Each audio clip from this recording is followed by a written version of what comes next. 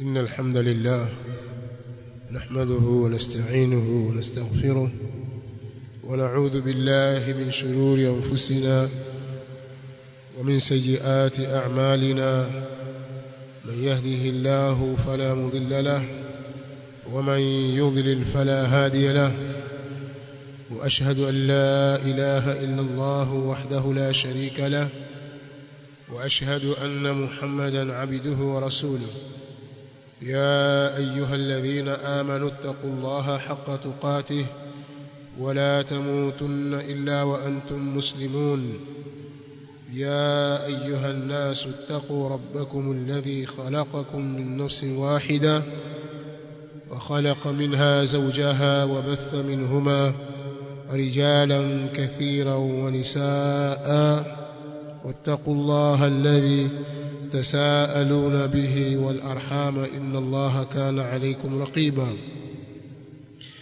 يا أيها الذين آمنوا اتقوا الله وقولوا قولا سديدا يصلح لكم أعمالكم ويغفر لكم ذنوبكم ومن يطع الله ورسوله فقد فاز فوزا عظيما أما بعد فإن أصدق الحديث كتاب الله وخير الهدي هدي محمد صلى الله عليه وآله وسلم وشر الأمور محدثاتها فإن كل محدثة بدعة وكل بدعة ضلالة وكل ضلالة في النار.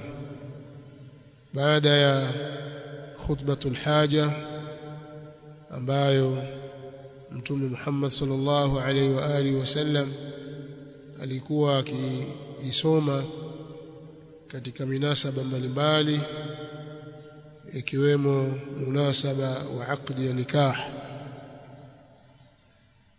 Baada ya khutba hiyo nitazungumza machache kisha tutaingia moja kwa moja kwenye jambo la aqdi ya nikah. Wali atamwezesha binti yake kwa muoaji kwa mujibu wa misingi ya sharia ya dini yetu. Machache ninayopenda kuyazungumza kwa munasaba wa jambo hili ni kuchukua nafasi zetu tulizopewa na Allah subhanahu wa ta'ala na kuzitekeleza amana tunazopewa. Aqdi ya nikah, mkataba wa ndoa, ukifungwa mkataba huu tayari muoaji ameingia kwenye majukumu mapya. Hivyo hivyo mwanamke anayeolewa anakuwa ameingia kwenye majukumu, na yale majukumu tunayoingia ni amana. Allah subhanahu wa ta'ala ametubebesha amana hizo na atakwenda kutuuliza. Inna Allaha ya'murukum an tu'addu al-amanati ila ahliha. Hakika Allah subhanahu wa ta'ala anawaamrisha nyinyi watu kuzifikisha amana kwa wenyewe. Kwa miongoni mwa amana tulizopewa sisi wanaume ni usimamizi kwa wanawake. Ar-rijalu qawwamuna 'ala an-nisa'i bima faddala Allahu ba'dakum 'ala ba'd wa bima anfaqu min amwalihim. Allah subhanahu wa ta'ala anasema wanaume ndio wasimamizi wa wanawake kwa vile Allah subhanahu wa ta'ala alimfadhilisha wanaume kwa wanawake au juu ya wanawake.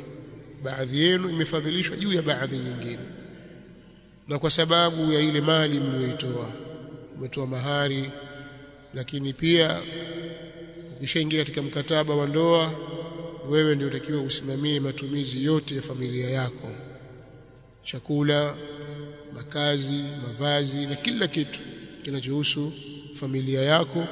Ni jukumu lako kusimamia mambo haya, lakini pia usimamizi wa kimaadili na mambo ya imani na dini na ilmu na mingineyo.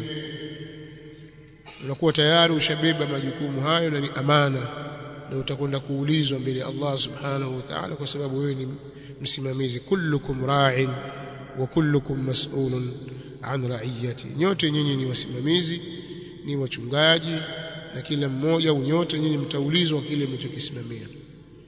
Kwa hiyo tusione tu raha ya kuoa, au katika kuoa kuna raha, kuna kadha, kuna hivi, utafanywa hivi, utafanywa vile, lakini ufahamu kwamba pamoja na raha zote hizo, lakini kuna majukumu unayotakiwa uyatekeleze, na ukiyasimamia majukumu hayo Allah subhanahu wa ta'ala atakubariki katika ndoa yako. Lakini ogopa kuingia katika khiana. Ya ayyuhalladhina amanu la takhunu Allaha war rasula wa takhunu amanatikum wa antum ta'lamun wa'lamu annama amwalukum wa auladukum fitnatun wa anna Allaha 'indahu ajrun 'azim. Allah subhanahu wa ta'ala anasema katika aya hizi, enyi mlioamini, msimfanyie khiana Allah wala msimfanyie khiana mtume wake sallallahu alaihi wasallam, wala msifanye khiana katika amana zenu. Msifanye khiana kwa kushindwa kutekeleza amana mlizopewa vile ipasavyo, msifanye hivyo. Na hali ya kuwa nyinyi mwajua, wafanya kwamba ili wajua kwamba wewe watakiwa uisimamie familia yako, uisimamie, utaki kusimamia kwa makusudi, au kujifanya kwamba wewe huhusiki, ukaitelekeza familia yako. Kuna watu wanatelekeza familia zao wakaziacha zateseka, ukimuuliza atakujibu anavyojua yeye, lakini Allah subhanahu wa ta'ala anajua kwamba wewe waweza ili au huliwezi, umeshindwa kwa namna gani, umeshindwa kwa kuwa kweli wewe umeshindwa, huna uwezo, au ni kwa sababu ya ujeuri tu na ubakhili na vinginevyo. Kwa hiyo Allah subhanahu wa ta'ala anajua. Kwa vijana, wazee, wale waliooa na wanaoa sasa na watakaooa, wajue kwamba kuna masuhulia ndani ya akdi ya nikah. Ukishaingia katika nikah, basi kuna masuhulia watakiwa uyasimamie, na pingine mambo haya ukishindwa kuyasimamia, kwanza ukiweza kuyasimamia utapata thawabu na utakuwa ni sababu ya kuingia katika aljanna, kwa sababu hakuna kitu kikubwa kama mfano chakula unachompa mke wako. Mtume sallallahu alaihi wasallam anasema kwamba pia hili ni sadaqa. Hata kile tonge unaloweka katika kinywa cha mke wako ni sadaqa. Sasa sadaka ngapi umetokuwa unazitoa kwa kumvisha mke wako, kwa kumlisha na kumpa makazi? Kiasi kikubwa sana. Kwa ni sababu ya kumkaribisha mtu na janna. Lakini kinyume chake, ikiwa hukulisimamia jambo hilo, ni sababu ya kupeleka katika nar, wal billah, kwa sababu amana itaulizwa mbele ya Allah subhanahu wa ta'ala. Kwa nini kulisimamia hili? Kwa takiwa tuyajue hayo. Siwatishi, lakini nataka tufahamu kwamba tuna wajibu wa kutekeleza haya, ili tusikasema kwamba hatukujua. Na sheria ya Kiislamu imekuja kuondosha nyudhuru kwa watu. Qur'ani imeletwa ili kuondosha nyudhuru kwa watu, wasije wakasema sisi hatukujua, hatukusikia. Tutawaambia kabisa kwamba haya tunayoelekea ni amana, kwa ni wajibu juu yetu kuzisimamia amana tulizopewa na Allah subhanahu wa ta'ala.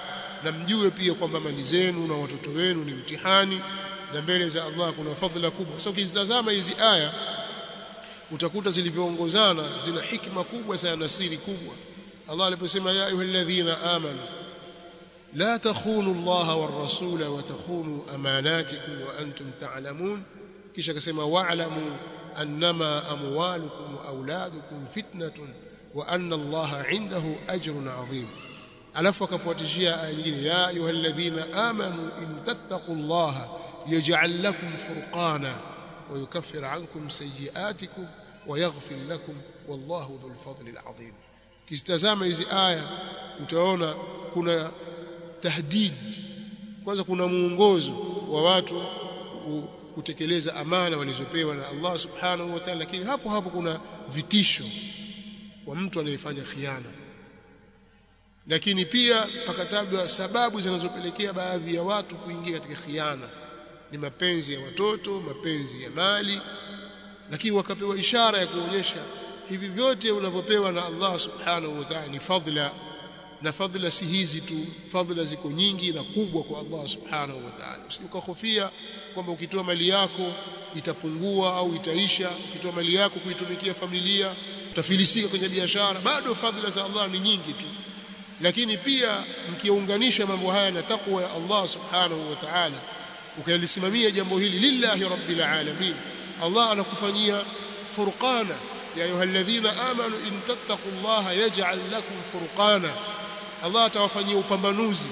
Utajikuta tuweza kupambanua mambo halali na haramu, haki na batil, kufuru na Islam. Utajua mambo hili lilifanywe kwa wakati huu, hili nisilifanye, nilitangulize, nilicheleweshe. Hata biashara zako namna kuzipangilia.